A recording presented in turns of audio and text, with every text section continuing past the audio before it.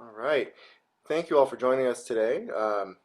We are here with Dr. James Aston. He is Assistant Professor of Family Medicine at the UNT Health Science Center of Fort Worth, specializes in performing arts medicine, and we'll be talking about what that all entails, some common concerns and questions and pointers for performers, for teachers, um, some really interesting stuff. So first, Dr. Aston, can you just tell us about yourself and the profession, what got you into this, and what you do on a daily basis? Certainly. Thank you, Dr. Mitchell. Excuse me. Thank you for having me on today. I'm excited to introduce uh, everyone in the area to performing arts medicine. I am a performer of sorts, a singer growing up, played a little bit of piano, played a little bit of trumpet. I think pretty much everyone go through their teenage years has to do that with one or another. I went to medical school thinking, "No, I'm just going to do something in primary care." Did some military time and then finished family medicine residency in Arkansas before coming to Fort Worth for some additional training here at UNTHSC. And during my additional training, I did a rotation with a rehab doc, a Dr. Survey, who also specialized in performing arts medicine. He has a clinic up at the University of North Texas Denton campus where he takes care of students in the College of Music and the College of Dance. And going up to that clinic introduced me for the first time to performing arts, and I really fell in love with what he was doing. He and Dr. Yame Lee, also here at UNTHSC, specialize in addition to rehabilitation, the performing arts medicine. They also, incidentally, take care of dancers at the Texas Ballet Theater, the TBT. And in talking to Dr. Survey, I said, "Hey, I really like what you're doing." And he looked at me and said, "Well, we've got a fellowship we're starting out. If you'd like to be the first fellow to go through that fellowship and learn what it means to be a performing arts medicine physician, we'd love to have you." And I said, I can't pass this up. This is the first fellowship in the world training physicians in performing arts medicine. And finished up that fellowship this past July and set up shop here at UNTHSC. In addition to doing regular old family medicine, I also take care of performers and specifically the primary care needs of performing artists as well as specialty needs for them. So yeah, here I am. Hmm. What are what are any common complaints or ailments you might see from folks coming into your practice as far as the Well, performing artists go? the complaints can fit the spectrum from systemic diseases to musculoskeletal. Now, stepping back just a little bit, performing arts medicine is to performers what sports medicine is to athletes. And performing artists, they put themselves through the ringer. You know, an athlete has their regular weightlifting routine, their drills, their skills and technique training. And you as performers and teachers know that performing artists have similar routines where they do the same thing every day. And it's not just 5 days a week, it's 7 days a week because you do your regular practice schedule and then you have your gigs on the weekends or your gigs during the week. And you're practicing for your gigs, so you continue doing the same thing. When we do over and over and over again, we get overuse injury. We don't like doing the same thing every day, all day, without without rest. It's kind of like a tire, you know. You eventually wear down the treads, and what happens to the tire? It blows out. We see musculoskeletal injury all the time with musicians. And what's interesting about musicians and singers, I don't want to leave them out, dancers, is your injuries often mimic the instrument that you're playing. So someone who plays bass guitar is not going to have the same injuries as someone who plays the piano, who's not going to have the same injuries as someone who's playing the violin or sings. So it really varies from performer to performer. Hmm. What are what would you say is most common among musculoskeletal issues specific to, say, pianists and vocalists? I would say that's, the Oh, bulk of our pianists. membership. Pianists really have themselves in quite a position because they have this wide range of positions they have to use to play pieces, and it can vary from a Mozart piece to a Rachmaninoff piece. Uh, each composer has their own style, and the chords that they use are common, the runs they use are common, the dynamics they use are common to their style, and that can change the injury that a person has. Um, Carpal tunnel is a pretty common one. Most people are familiar with carpal tunnel, but what most people are not familiar with is cubital tunnel syndrome, which happens at the elbow. So at the carpal tunnel syndrome, you get pinching of the nerves here, cubital tunnel syndrome, pinching of the nerves there Hmm. at the elbow. Also, we see commonly shoulder issues and back issues for the pianist, and that is related to posture, Hmm. how much you're playing. One thing you don't consider, um, and I don't know why this is, but performers, especially music makers in particular, run the risk for a hearing loss. And it's not that you're listening to heavy metal music all day, but when you're in a practice room or when you're with an orchestra, you are exposed to high levels of loud noise. Um, Going to jazz rehearsals over the last year, I was surprised by how loud jazz rehearsals really are. And when we took measurements of how loud they were, you're exposing yourself to high levels of noise. And you don't think about it very much because when you're with the group, you're sitting down there in the practice room. Yeah, you're just hanging out with everyone else. You're playing music and whatnot, but your ears are really paying the price over the long term. The the problem with hearing loss is it happens so gradual. So Hmm. it's not something that you get done with your rehearsal and you think, oh, I can't hear my buddies quite so much. But 20 years of rehearsal, and then all of a sudden you're having to play music louder to Hmm. hear the same music, and people start noticing, hey, you're playing different, you're playing louder, Oh, and um, preventing that has been one of the major difficulties in our field, how to get rid of or how to reduce hearing loss. So yeah, it seems musculoskeletal, that's nerves, hearing back, all of those things. all that pops up a lot. It seems like some performing artists or organizations or sort of genres of performing arts handle that a little bit better. If you play in an orchestra, for instance, and you sit anywhere near the brass and percussion, they hand out earplugs. They make sure that everyone's hearing is protected. Um, but we, I think, as studio teachers or collaborators, even if we're in a room rehearsing with someone, um, that might not be something we always think of, uh, but it is important. I want to get back to that in a second. But first, you mentioned posture. What about posture uh, leads to things like neck and back and carpal and cubital tunnel issues? Oh, that's a great question. Um, I am also an osteopathic physician. As an osteopathic physician, I was trained heavily in what our muscles and bones are doing to help us remain healthy. And we have a term in osteopathic medicine, tensegrity, in which a, you think of a geodesic dome. You're familiar with the geodesic domes? Sure, like you see Yeah, small they ones on may the have, playground. you see them on the Yeah. playground. They have some flexible components and some rigid components, and there's a balance between the two to keep the structure stable. Well, our bodies are built very much like those structures. We have ligaments and tendons and muscles that attach across joints from bone to bone. And in reality, our bones float within those connective tissues. The bones are not anchored to the ground as a foundation, but in reality, they float.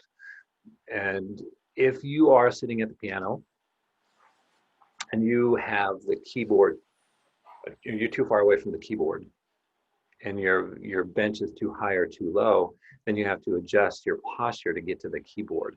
And not only to get to the keyboard, but to reach to the extremes of the keyboard.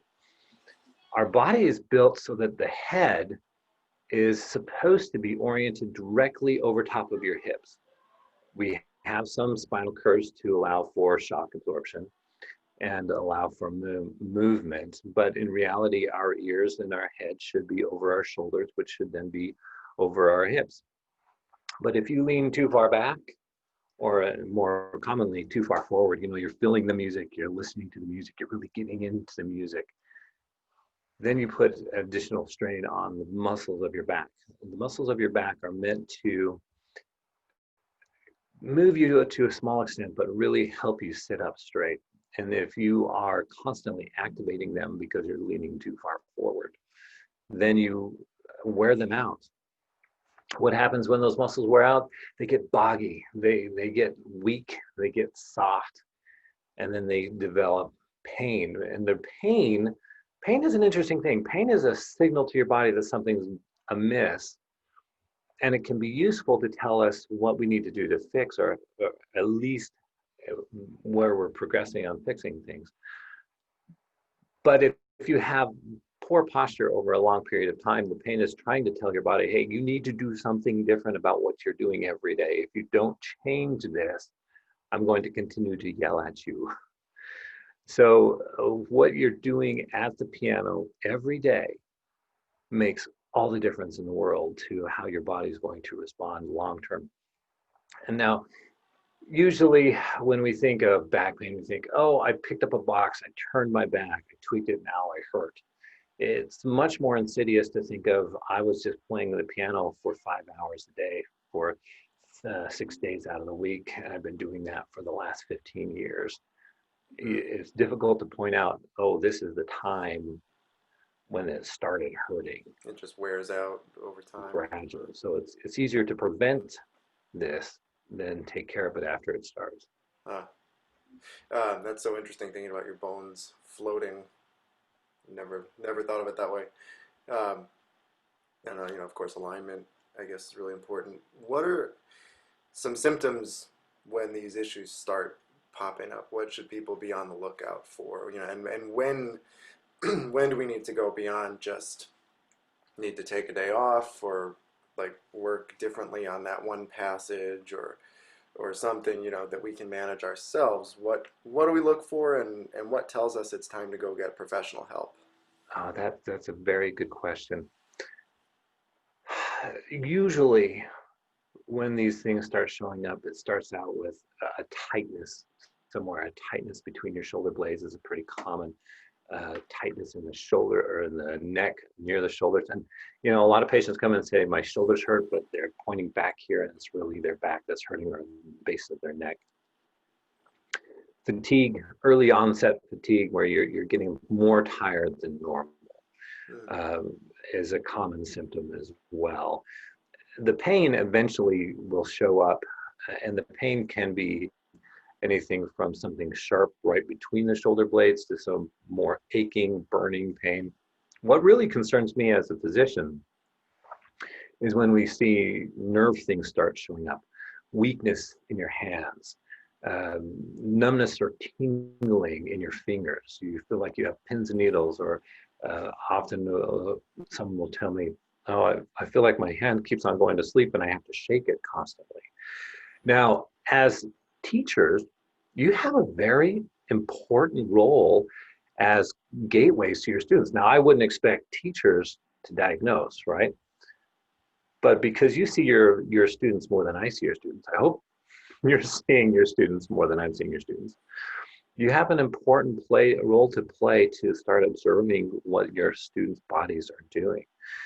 Can you see that your student is slouching more? Their head is leaning forward. Are they having to stop every once in a while and just shake their hands out because their hands are getting tired, their hands are getting sore? Or they start saying, I can't feel the keys very well. Something's going on with my fingers. Another one where you see advanced neurologic disruption is when you notice a student who's been playing their scales just fine, and all of a sudden they can't do it. Mm, There's this change in their mechanics, and you're thinking, oh, well, let's just work on technique, right? Let's just do those scales again. Let's pull out the scales book and let's work on these more.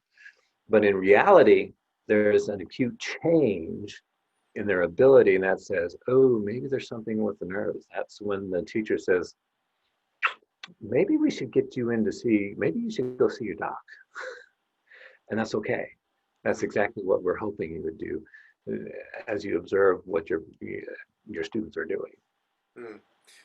You, on that last point, that's what we would hope you would do. You mentioned sports medicine earlier, and I keep thinking about sports medicine and how, players sitting out a week with an injury is just par for the course, or, going on the disabled list or the injured list, as it's now called, for 10 days or 15 days, or having Tommy John surgery or any of this stuff. Um, Can you talk a little bit about the stigma that you find from performing artists and how we're not sort of supposed to uh, talk about these things because we're worried about job security or people saying you have a faulty technique, this is why this or that happened. Um, how can we get past that? that's that's a great question. That goes to speaking about culture within the music community. There, as you said, there is no injured reserve list for the orchestra, right? If you can't play, there's someone else who's more than happy to take your spot at the Mm-hmm. first chair, or as a concert master. And when you can't play, then the orchestra is in in a spot as well. They need you there to fulfill your part. So it is very difficult to as performers say, hey, I can't play. And in reality, part of the difficulty I think performers have had is when they go to their doctor and they say, hey, I've got this shoulder problem, and the doctor's first response is, well, don't use your shoulder. And you say, well, I'm a violinist. I kind of have to use my shoulder. It's very important for what I do, and it's very important for my income. Another issue we see with the performers is income instability, right? If you don't play, you don't get paid. It's not like a 9 to 5 job where, if you're out sick for a few days, hey, you can come back and you start working your Excel spreadsheets again, and voila, you're good, right? So there is that stigma, and we know that between 75 to 80% of all professional musicians have played injured at some point Wow. in their career. You keep on pushing through, despite the fact that pushing through may be the worst thing you could do for your injury because of those instability issues, the financial issues. You need to continue on working. Um, so part of what we do from a performing arts medicine standpoint is we work with performers to keep them performing in a safe way so that they're not injuring themselves. We have a network of performing of physical therapists that we can send performers to who also understand disease performing. Many of them who were performing artists. That's an interesting aspect about this field. Who goes into performing arts medicine? Well, performers go into performing arts medicine. Hmm. We have a great otolaryngologist, an ENT out at UT Southwestern, who was an amazing singer, Dr. Childs, and she went into voice because of her experience as a singer. Dr. Survey and Dr. Lee, Dr. Survey is a, has a beautiful singing voice, also played the trumpet. Dr. Hmm. Lee played the violin and plays the piano as well. So we see that most of us go into the field having experienced various things Hmm. in the past. So And probably seeing that options are limited thus far. You mentioned your fellowship is the first program in the world to focus on this. So it seems like an area for lots of improvement and growth. Um, absolutely, absolutely. can you talk a little bit about, uh, as well as injuries, circling back to hearing health, if there are um, day-to-day things that we need to be doing to manage our health that we might um, take for granted or might not know about. Injuries happen, hopefully infrequently, but there are things we do every day that could be affecting this. There are, mild illnesses, allergies, cold Hmm. bugs, and how we respond to those maybe um, impacts our performing arts faculties, our health as it relates to our performing in ways that we might Certainly. not notice, right? Two of the most important things you can do, and there's interesting data behind this, even in the hearing conservation fields.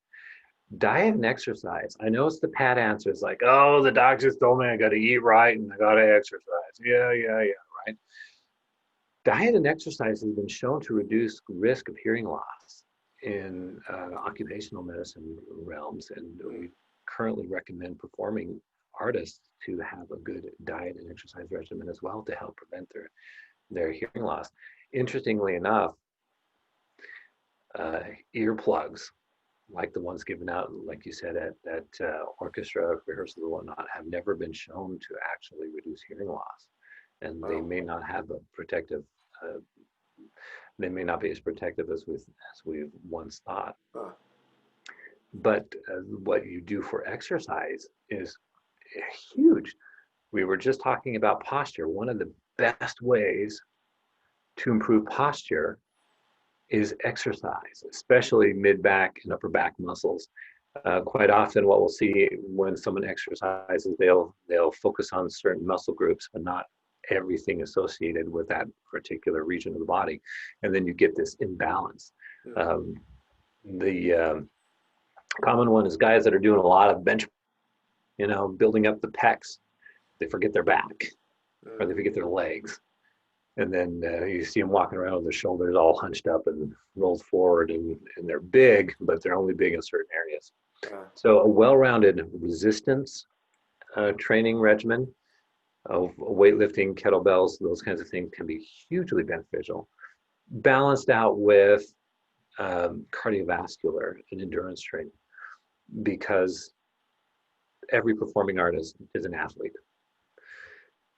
And if you want to perform at your best, you have to have your heart performing at its best. Mm. So the combination of weightlifting with cardiovascular health and cardiovascular or cardio workouts can be huge, Mm. huge. And then a diet. Now,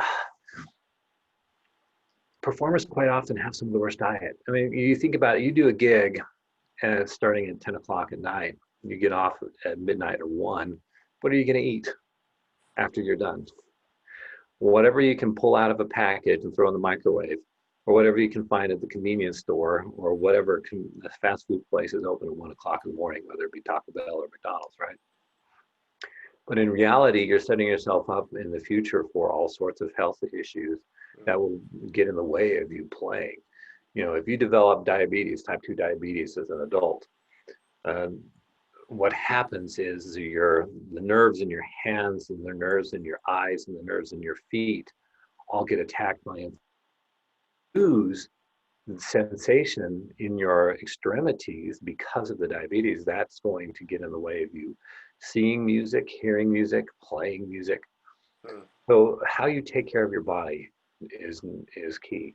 Now, for those long rehearsals, one bit of advice I give all my performing artists um, is, if you're going to practice for more than a few hours, well, more than 30 minutes at a time, you need to be taking periodic breaks. Mm. Every 20 to 30 minutes, take 5 minutes off and do something else that's not related to your rehearsal at all.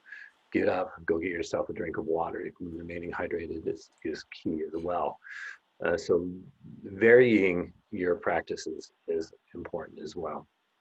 Now, I wouldn't tell someone to be doing scales for an hour or 2 hours at a time. Varying the pieces you're playing during rehearsal can also be important, because Mm. each piece has different physical demands. And if you're doing the same piece over and over and over again, we're getting back to the whole overuse injury Uh, type of situation. You want to prevent overuse, do varied rehearsal yeah, like programs. you were saying earlier, with Mozart and Rachmaninoff, obviously, clearly different demands, but both straining the musculoskeletal system, yeah, so that you want to mix those up. You don't want to do your scales in Mozart for an hour or two at a time. You don't want to do your big Rachmaninoff chords for a comparable amount of time. You want to mix it up. That's interesting. Are there Absolutely. other, besides diet, are there other things we want to avoid putting in our bodies? I'm thinking vocalists. Are there things that um, people might commonly take, over-the-counter drugs, for instance, anything that messes with the vocal cords? Yeah, absolutely. We could spend a whole hour talking about vocal cords because they are so important, but a very common set of medications can have some dire consequences on the vocal folds. Um, the non-steroidal anti-inflammatories like ibuprofen, Aleve, and whatnot can actually cause they increase the risk of bleeding for the general public in a minute amount, but for performers, the vocal folds are very vascular, and those particular medications can result in vocal fold hemorrhages Oh, that can be traumatic and devastating to performers. So I tend to stay away from those for the singers in particular. Another common medication that can have negative consequences are the antihistamines. So Zyrtec, Allegra, Claritin, those kinds of things. They work by uh, drying out what are called mucosa. Those are the outside layer of respiratory tract. Those generally are the layers that make mucus. They keep the tract nice and moist. But to get rid of allergy symptoms, you want to dry out those areas. Except the problem is the very first area that dries out is the vocal folds. And when you dry out the vocal folds, you run the risk of injuring them. They become very fragile, and you can get disruptions and irritation, and then you affect your voice. hmm. So if there's two medications that I have particular concern from over-the-counter standpoint, it is those NSAIDs and antihistamines. Now, interestingly enough, if you have patients with acne, the Retin-A and the retinol-based acne medications have been shown to affect vocal range. And Hmm. you have patients that report as much as a half to a full octave loss of Wow. vocal range. We don't have a good explanation for that. I have seen that clinically. So that is something to be aware of if you have a vocalist comes in and you know that they have acne because you've seen it, and then all of a sudden they say, hey, know, I can't quite reach that Oh, high note anymore. As a matter of fact, I've lost 3 or 4 or 5 notes. Number one, they need to go in and get seen. But number two, if they've been taking a new acne medication, it could be the medication. So that's that's oh, that's something. fascinating. That's really important because so many of us either our members are singers or choir directors or we accompany singers. So that sounds like a really important tidbit to be aware of. I had no idea. Absolutely. Um, Absolutely. are there day-to-day activities that we should be concerned about? Is it just anything that has a repeated stress motion, when we're away from our instrument? I'm not so concerned with the day-to-day activities as long as they are not mimicking what you're doing on your instruments. As Hmm. long as you're varying your activity. Our body is meant to do different things. And in varying up your physical activities, you actually improve long-term health. One of the things I like to recommend for all of my patients, regardless of their performance, if they're on a long trip, I like them fidgeting because there's been some studies that show that fidgeting can actually improve musculoskeletal health. And I think it's more because you're just doing different things. Hmm. Um, Probably one of the most important habits you can have, though, is good sleep.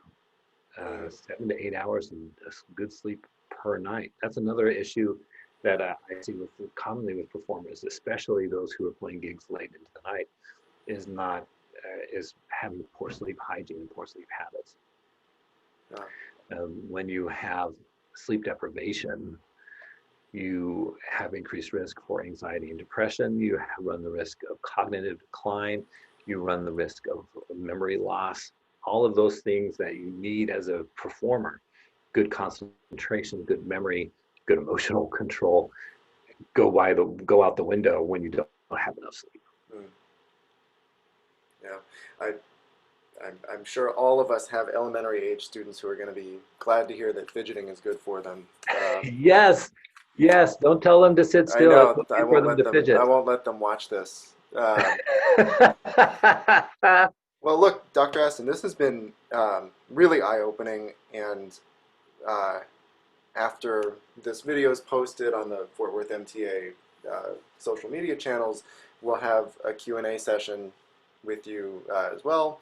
Um, any anything else, there's loads we haven't covered, and anything that members may have that they've always been wondering about this field, or that our discussion has um, made them think of, they'll be able to ask and chat with you directly. I love it.